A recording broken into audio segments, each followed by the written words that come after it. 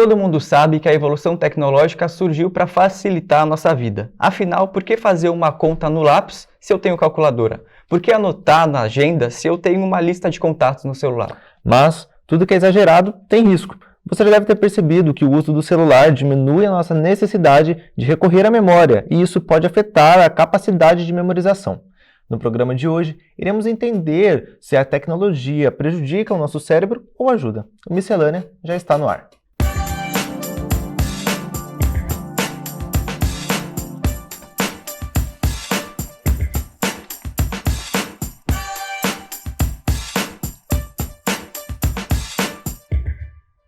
E para nos acompanhar na conversa de hoje, nós convidamos a Roberta Lia Alcaide, que é especialista em ginástica para o cérebro. Roberta, muito obrigado, viu, pela sua participação aqui conosco. Eu que agradeço, é sempre um prazer falar sobre ginástica para o cérebro. Legal. Então a gente já vai começar falando, já começo perguntando para você se a tecnologia, ela prejudica a nossa capacidade de memória. De alguma forma ela tem prejudicado durante esses anos aí que vem se avançando?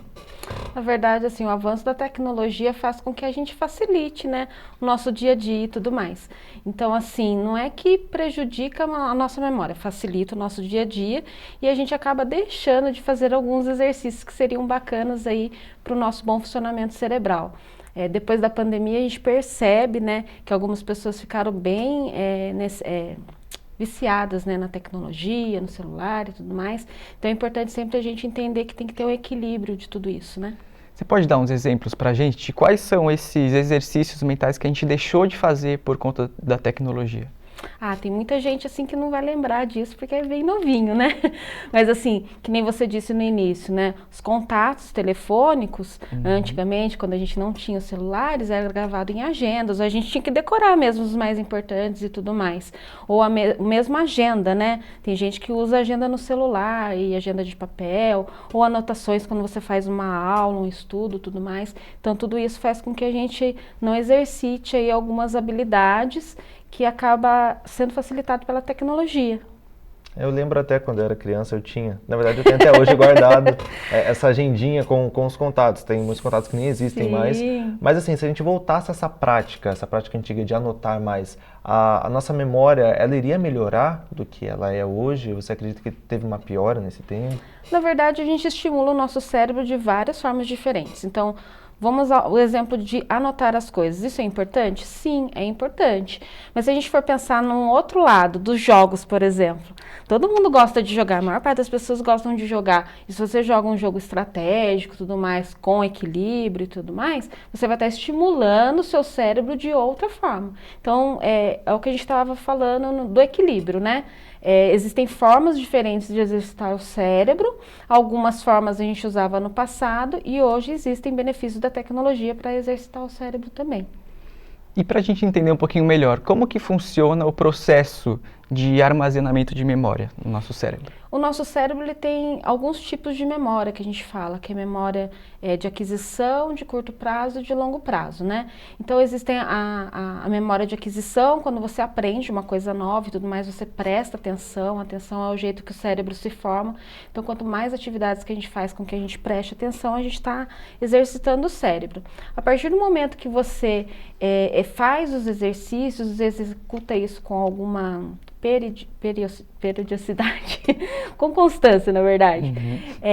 A gente acaba exercitando o cérebro e gravando isso, né, de acordo com a memória de trabalho e vai para a memória de longo prazo, ou seja, depois que a gente vai exercitando isso fica lá guardadinho. A partir do momento que a gente para, o que acontece? O nosso cérebro ele não gosta de ficar gastando energia à toa. Então, se aquilo lá não é mais importante para ele, fica guardadinho lá naquele arquivo e quando é necessário, ele volta a informação. Certo. E é necessário assim, otimizar a nossa memória? Assim, se eu deixar de memorizar alguma coisa, eu vou estar deixando esse espaço vago para poder armazenar uma outra memória, um outro tipo, né? Uma coisa que não é tão rotineira. Existe essa capacidade do cérebro, assim, ela ser limitada ou ilimitada? Na verdade, não é limitação, e sim otimização, é isso que você estava falando. Imagina assim, se a gente lembrasse de tudo, de todas as informações desde que a gente estava no útero da sua mãe, acho que a gente ia enlouquecer, certo? Então, o que que acontece? A gente sempre está aprendendo coisas novas. Enquanto a gente está utilizando aquela informação e aquilo é útil para o seu dia a dia, para as execuções dos seus trabalhos e tudo mais, aquilo ali fica vivo na sua memória, você está utilizando. A partir do momento que você não utiliza isso, ela vai ficar guardadinha lá. Não é que você vai esquecer isso. Você pode ter um gatilho ou voltar a treinar aquilo, se necessário, e essa memória voltar com mais rapidez, né? Então, não existe limitação, e sim uma otimização daquilo que é necessário para aquele momento que você está vivendo. Agora eu fiquei curioso, assim, na infância, né, na infância, tem um período ali que fica gravado, vamos dizer, para sempre, assim, na mente, que né, são os valores que a gente aprende, tem essa relação de idade na infância? Tem sim. A primeira infância é a parte que está se formando o cérebro, na parte física mesmo, né? Então, quanto mais estímulos, ter um ambiente adequado, familiar, de amor, de carinho, de alimentação adequada, tudo isso vai fazer com que a criança desenvolva a parte física do cérebro de forma adequada e sim, né, a educação e tudo mais que é dada para essa criança nessa primeira infância faz toda a diferença no restante da vida. Não é que isso não pode ser mudado, sim, mas já é um bom começo. Legal. A conversa está muito boa, mas a gente vai fazer um rápido intervalo e o Miscelânea, a gente já volta.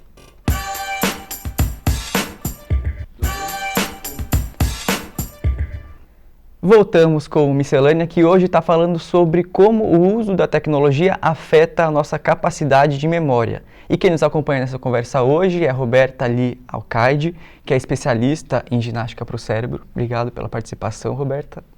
E já vamos logo para a próxima pergunta. A gente está falando muito, ultimamente, né, nesses últimos anos, sobre a mudança no método de ensino. A gente tem agora o novo ensino médio, né, que traz toda uma metodologia diferente. A gente ouve muito falar que não é preciso mais decorar, porque a gente tem acesso a todas as informações. Essa afirmação tá correta? Na verdade, o que acontece é que mudou bastante, né, com o avanço da tecnologia, o acesso à informação, né? Então, antigamente a gente tinha que ir numa biblioteca, fazer uma pesquisa e tudo mais, e ler vários livros para fechar num determinado objetivo. Hoje em dia não, por uma palavra-chave lá na internet, você digita e isso é muito facilitado para você. O que é bacana nisso? Isso é importante? Como é que eu posso usar isso ao meu favor? Então, assim, as tecnologias, elas vieram sim para nos ajudar, a escola sim tem que se remodelar essa nova forma, né, de ensino e tudo mais, mas usar a tecnologia a nosso favor é muito importante, né, porque vem muita informação e saber filtrar isso é muito importante, no sentido de, quando a gente está na frente da tela, aparece aqueles pop-ups, né, e aí quando você vê, você já saiu da sua atenção, já não está mais fazendo aquilo, está olhando no Facebook, está olhando no Instagram, já saiu do foco da atividade que você se propôs a fazer. Então, sim, a escola ela tem que se remodelar. Eu acredito que o acesso à informação é super importante. Como a gente vai usar essa informação é que o educador tem que ajudar ao aluno, né? O educador, hoje em dia, ele tem mais papel de modelador, no sentido de, olha, você pode usar essa tecnologia dessa forma e tudo mais, ele não precisa saber todos os conteúdos, ninguém sabe tudo ao mesmo tempo, só uma máquina mesmo que é programada para aquilo. Então, saber acessar isso e usar isso de forma inteligente, e o educador fazer com que o aluno aprenda isso de forma saudável é importante. Uhum. Legal, e eu vi que você disse, né, do videogame, que ele também serve para poder ajudar na memória, ele ajuda como exercício. Além do videogame, tem outros meios, né, dessa tecnologia que a gente pode usar para ajudar na memória, para ajudar a exercitar a nossa memória? A gente está muito nessa onda da gamificação, né, para vários tipos de treinamento e tudo mais.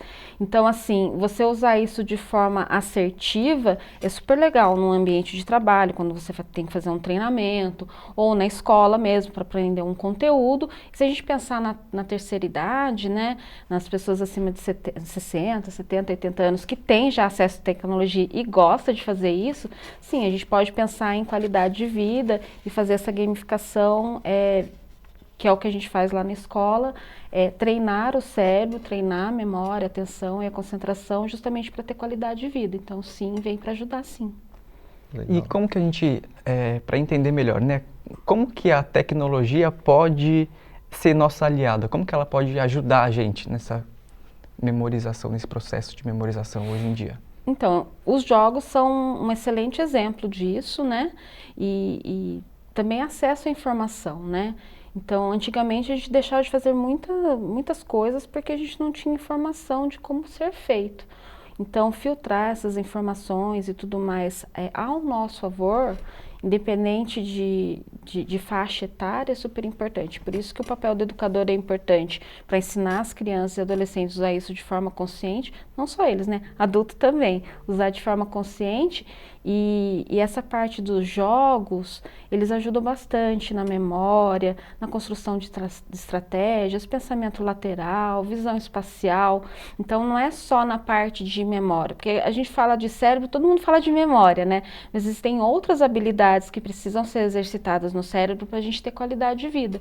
Então, a tecnologia pode ajudar muito, por exemplo, nesses recursos tridimensionais, né? Hoje em dia você vai visitar um museu, você consegue entrar no museu e vivenciar tudo aquilo, diferentemente de você folhear um livro, por exemplo, que é prazeroso também, mas a vivência não é tão bacana. Bom, você é professora, né, educadora, trabalhando há 6 anos, né, com isso. Imagino que você já deve ter percebido que os pais se preocupam muito com essa nova geração, né, os nativos digitais, que desde que nasceram estão aprendendo por meio da tecnologia, né, da tela. Quais são os desafios para essa geração nova? Na verdade, o desafio dessa geração é que eles querem tudo muito rápido, né? Então, não está errado, mas também causa baixa tolerância à frustração. Então, se eu não clico e não acontece na hora que eu quero, eu fico nervoso, eu fico estressado, aquilo não serve. Então, a tecnologia, ela vem para auxiliar eles, sim. A gente brinca que um bebê hoje, ele aprende a deslizar primeiro antes de falar, né? Então, já nasce com o celular na mão, né? Eles têm muita facilidade com isso. Mas, ao mesmo tempo, por ter essa facilidade, alguns neurologistas falam que o celular, a TV, o computador, ele tem um efeito hipnótico.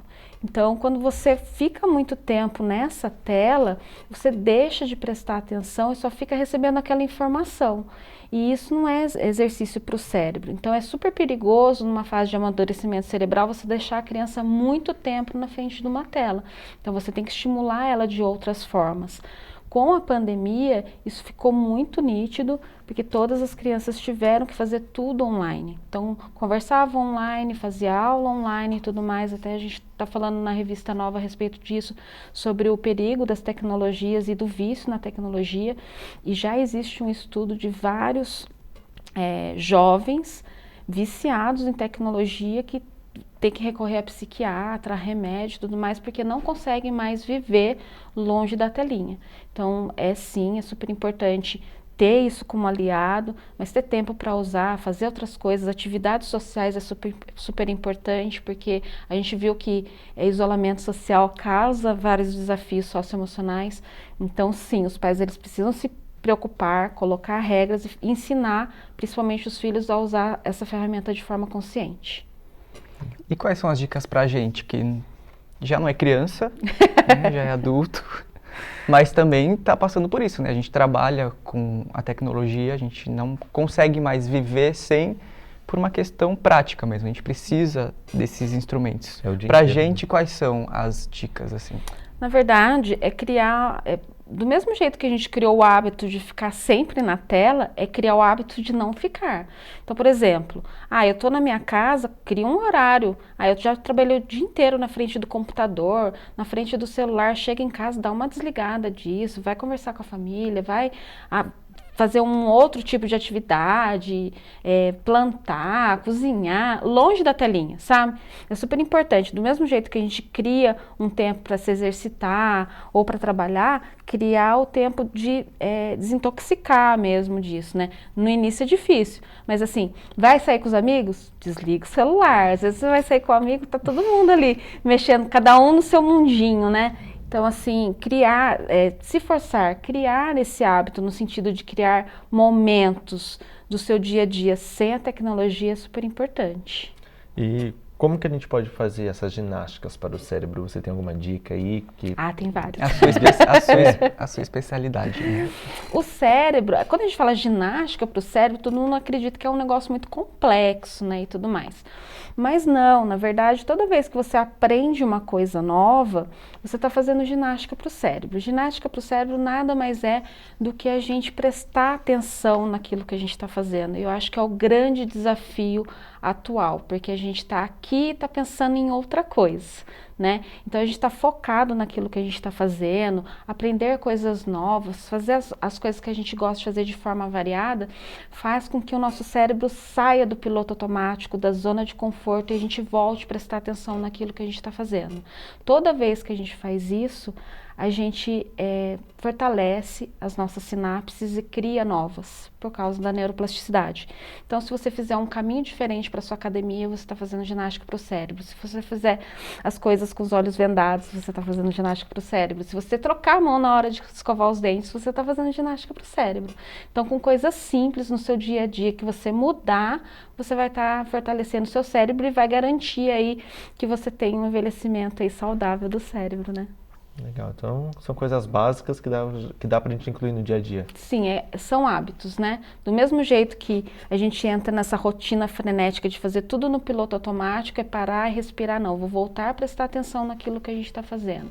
O cérebro, ele é o nosso grande aliado, ele comanda tudo no nosso corpo, sem a gente lembrar que a gente necessita dele, né? A gente só lembra dele quando ele falha, essa que é a verdade. E aí é super importante que a gente mantenha uma alimentação saudável, que a gente faça exercício físico e que faça atividade cerebral para manter a mente saudável.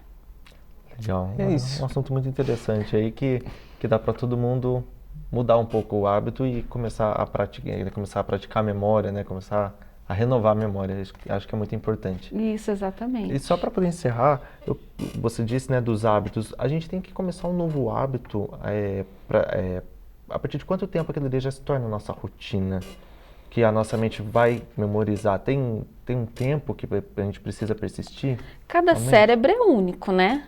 Cada um vai ter o seu tempo. A gente fala muito isso lá no Supera, no sentido assim que cada ser humano é único, cada cérebro é único. Cada um vai levar o seu tempo. E respeitar esse tempo é super importante. Até voltando naquela questão da educação, a educação ela tem que voltar a olhar para o aluno e pensar que cada um tem um tempo de aprendizado. Então, vamos supor que vocês dois aprendam hoje a tocar um novo instrumento. Pode ser que você aprenda mais rápido que ele, mas está tudo bem. Com o treino, todo mundo vai saber tocar violão, no final das contas, né? Não vai ser um super artista e tudo mais, a não ser que você queira e você se esforce bastante para aquilo. A mesma coisa uma atividade física, um esportista, ou até mesmo quando a gente pensa em estudos, né? Então, criar um novo hábito requer esforço, tempo e dedicação, mas para cada um vai ser um tempo específico, né? Mas o mais importante não é o tempo que a gente leva, e sim depois o resultado que a gente colhe, né? Então é super importante a gente insistir para que a gente tenha hábitos saudáveis, para que no futuro, hoje, para garantir hoje uma qualidade de vida, mas mais do que isso, que lá na frente a gente tenha um envelhecimento tranquilo, saudável e garantindo aí a qualidade de vida. E Roberta, para a gente finalizar então, de que forma essa ginástica para o cérebro contribui para uma vida com mais qualidade de vida e evita doenças, por exemplo? O nosso cérebro ele começa a envelhecer aos 26 anos. Como é que ocorre o envelhecimento? Bem cedo. Bem cedo. E aí, como é que ocorre o envelhecimento do cérebro? Nada mais é do que a desativação dos neurônios, né? Lembra que eu falei para vocês? A atenção é o jeito que o cérebro se forma. Então, toda vez que a gente faz a ginástica para o cérebro, a gente provoca o nosso cérebro a sair do piloto automático, a zona de conforto. Existe um fenômeno chamado neuroplasticidade. O que é isso? É a capacidade que qualquer cérebro tem de criar novas sinapses, ou seja, ativar novas ligações neurais. O neurônio ele é desativado quando ele perde essas ligações, e isso tem a ver com o envelhecimento do cérebro. Quando você exercita o seu cérebro, você aumenta a capacidade neuronal, ou seja, você cria uma reserva cognitiva ou reserva de sinapses.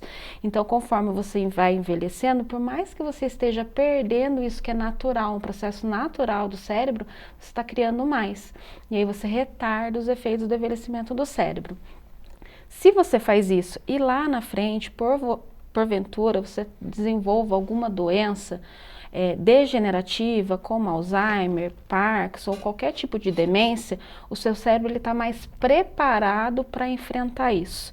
Então, por mais que essa doença ela venha a atingir essas ligações, como você tem essa reserva, o impacto dela no seu cérebro vai ser menor. Então, você garante mais qualidade de vida, independente de qualquer demência, para o envelhecimento do cérebro. E se porventura você for acometido por qualquer tipo de doença, ou até mesmo Covid, já foi comprovado cientificamente que quem teve Covid está com sequelas cerebrais e de memória, se você cria essa reserva cognitiva, você está mais preparado para isso. Então, os efeitos disso vai ser menos impactante na sua vida.